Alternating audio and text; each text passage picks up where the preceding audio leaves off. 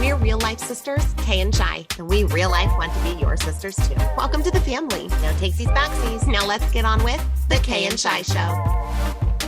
Okay, so next let's just talk a little bit about what went down in the civil rights movement. Now, we talked about how we got here. We've talked a little bit about the history, but the civil rights movement was a turning point for everyone in our country.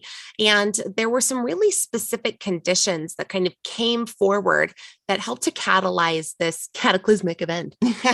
Well, I think it really bears kind of this underscoring here of why the civil rights movement was able to take hold when it did. It's not like there weren't Black people and coalitions and associations and movement happening before then, trying to fight for equality and equity and justice, but the conditions did become right. And when you study social movements from a sociological perspective, like I do with my students in my university teaching, you really look at all of these different factors that it takes in order for a social movement to take hold. So the conditions really did become finally right in the 50s and 60s, when the Black people in our country had been working and struggling to advance the narrative for so long. Finally, things came together. What are those things? Things like the Cold War. Now you have to remember, in the Cold War, the U.S. is out there around the world espousing democracy and espousing equality. And there was a lot of people in the world who were pointing back and going, look at how you treat Black people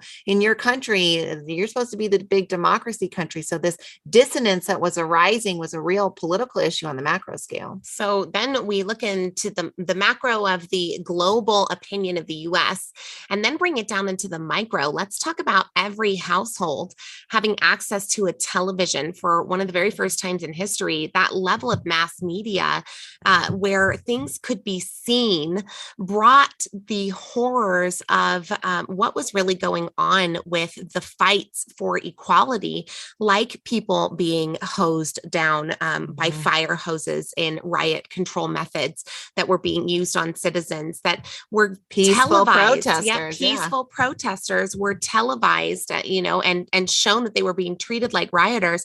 And it was terrible. And for the first time ever, this micro experience for the white people of our country got really uncomfortable.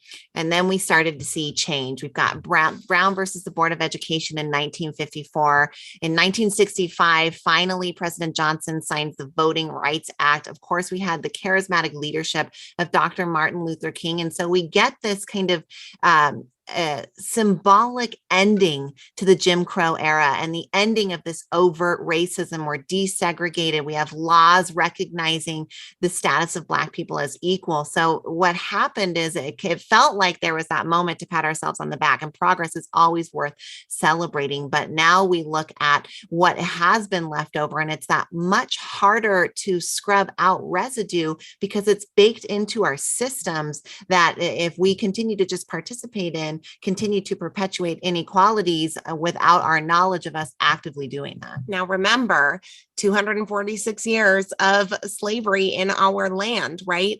246 years of even being an independent country, with almost 100 of those having slavery at the forefront, and then another 100 having this Jim Crow system in place. And so people's social structures, people's thought habits, people's way of going about the world was influenced heavily by their generations that came prior to them.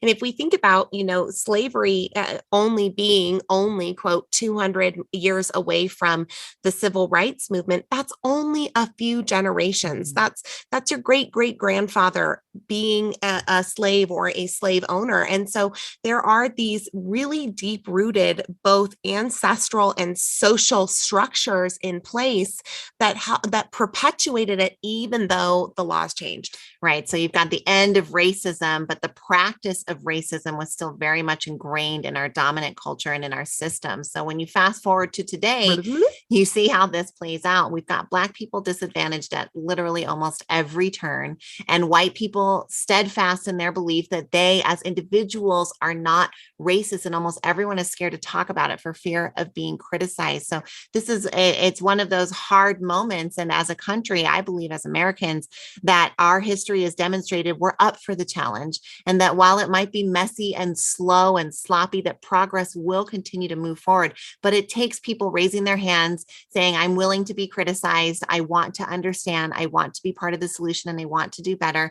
And that's our hope when we speak up on topics like this. It's one of the reasons that we raise our hands and come forward and maybe not always say things in a perfect way, but we try to do so with the solid heart of creating that level of harmony for all.